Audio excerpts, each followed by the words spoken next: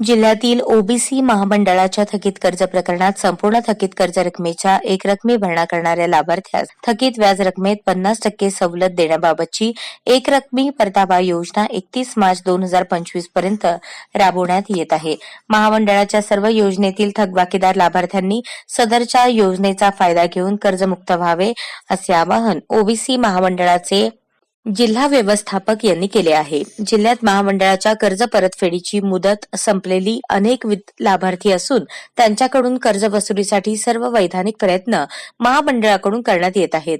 थकीत कर्ज प्रकरणात वसुली व्हावी याकरता संपूर्ण थकीत कर्ज रकमेच्या एकरकमी भरणा करणाऱ्या लाभार्थ्यास थकीत व्याज रकमेत 50% सवलतीची एकरकमी परतावा योजनेस संचालक मंडळाने मान्यता दिली आहे. अधिक माहितीसाठी जिल्हा कार्यालयास प्रत्यक्ष भेट द्यावी असे आवाहनही ओबीसी महामंडळाचे जिल्हा व्यवस्थापक यांनी केले आहे.